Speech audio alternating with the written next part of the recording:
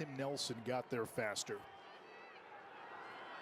18th ranked Colgate, number 10 Syracuse. We're ready at the Faceoff X, and John Mullen wins the opening draw for the Orange. Up ahead to Hiltz, quick shot and a score, and 5 seconds in, Syracuse off the opening draw takes a 1-0 lead.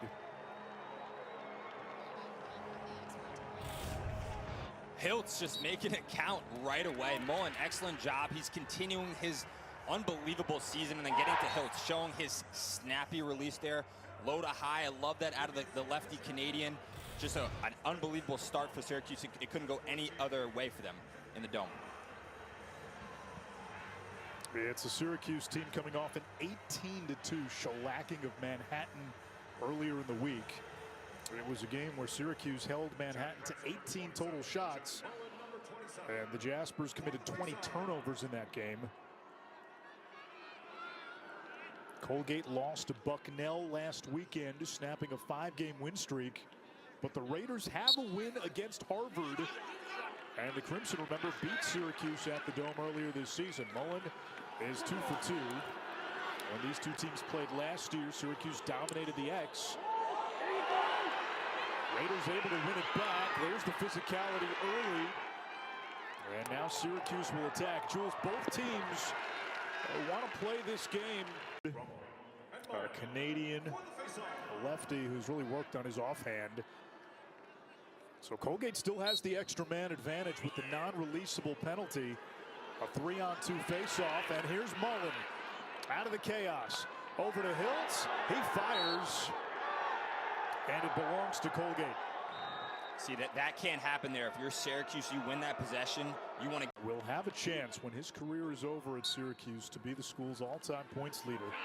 School record is 307, held by one of the greatest to ever play the game, Mike Powell.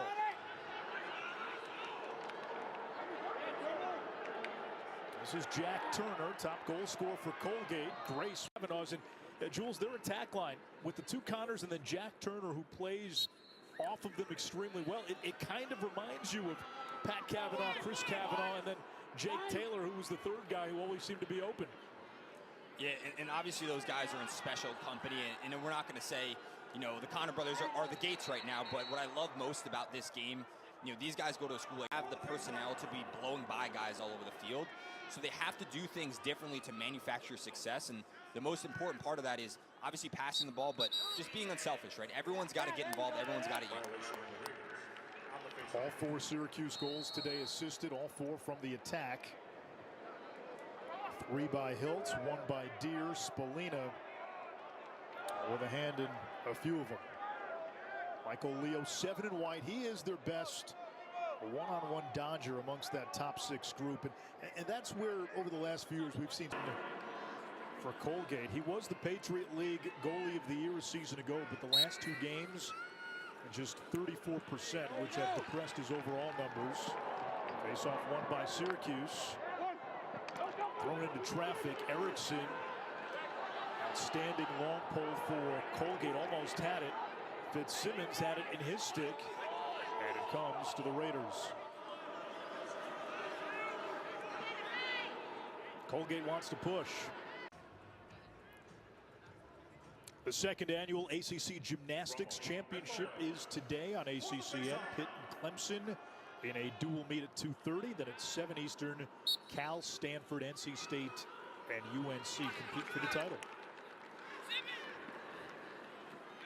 Mullen's winning everything at the Faceoff X. Final. Right, with a renewed energy, a renewed sense of confidence, and really start to put their foot on the pedal.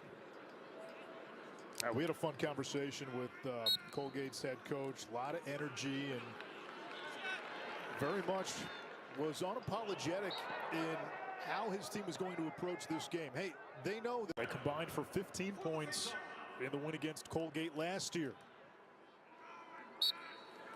Best win for Syracuse this year came against Johns Hopkins a few weeks ago. Losses to Maryland and Harvard.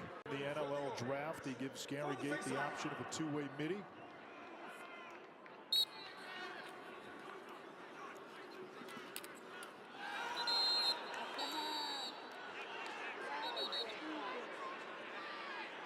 And we get a flag. Easy call.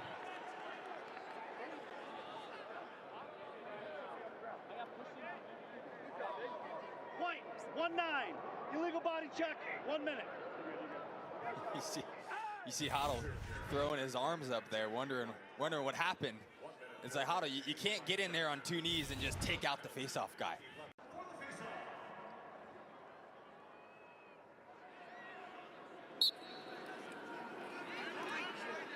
Syracuse second penalty is released. You see what Colgate does. They double polls in 8 of 9 games for Colgate this season. He and brother Rory came in averaging more than 10 points per game as a tandem.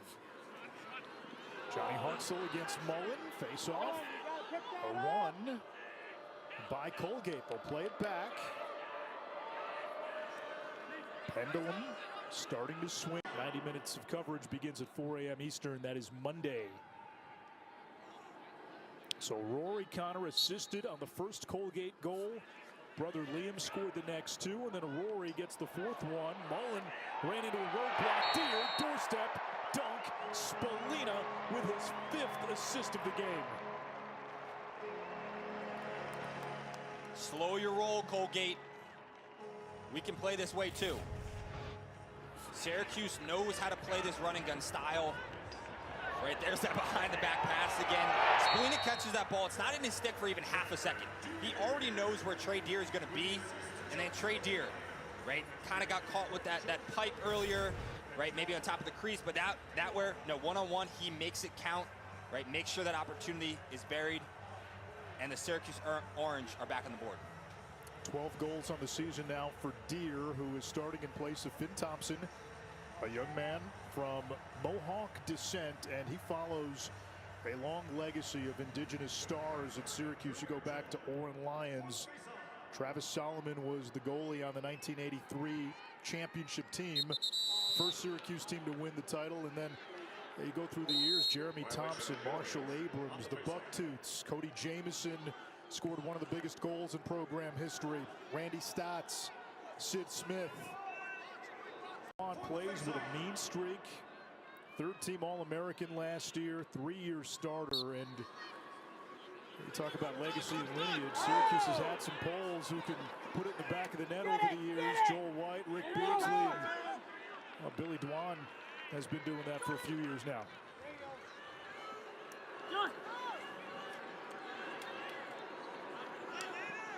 Spallina over the hill. Syracuse, the great Thompson family tree, are very close. In fact, they're neighbors.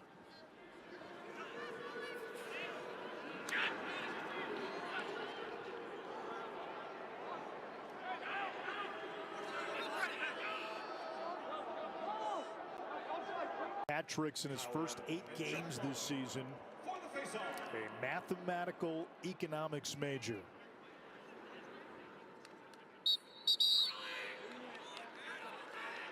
Face-off violation on Colgate against Lafayette.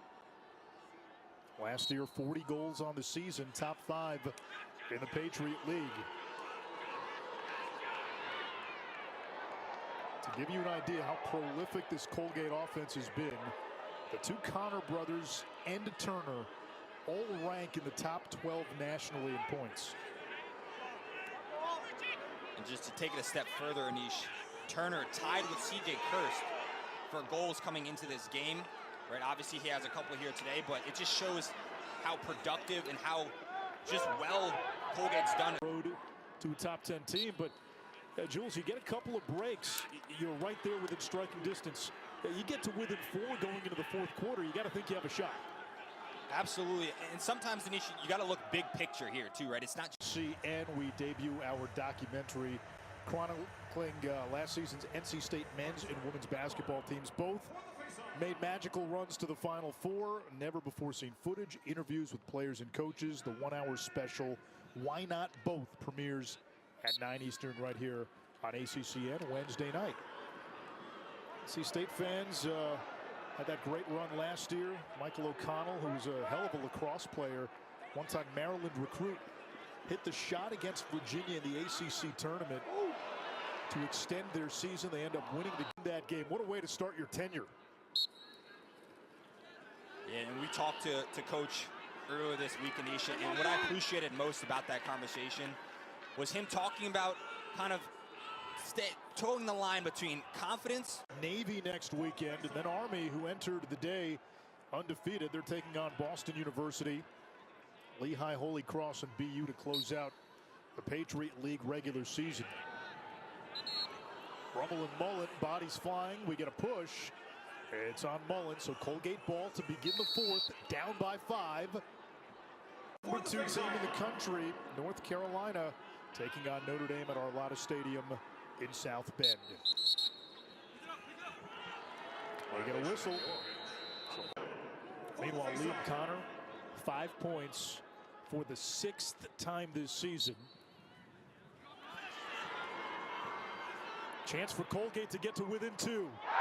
Rory Connor stings the top shelf. We got a ball game in Syracuse.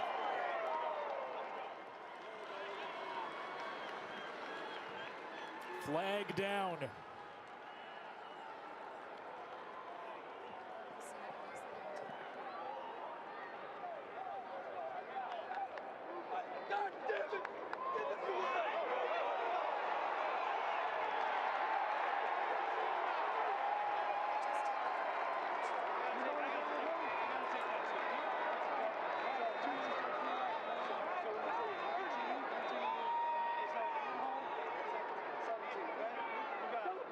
Two penalties, 19 red, unsportsmanlike conduct, full time, 1 minute. Second penalty, unsportsmanlike conduct, 1 minute, red bench, number 17 red will serve the penalty. In home will serve. 19 and 17 red, unsportsmanlike conduct. So the goal is good and 2 unsportsmanlike penalties. One on the Colgate bench. And that was after a goal to make this a 2-goal game. And you know what's fascinating? Colgate had not been penalized in this game until now. Let's start with the goal here. Fast break out of Rummel. Right, gets it to Connor, in and out. This is an unbelievable shot, just so quick out of his stick. But that was huge play out of Colgate. Now you see the tensions are high. Things are starting to heat up here, Anish.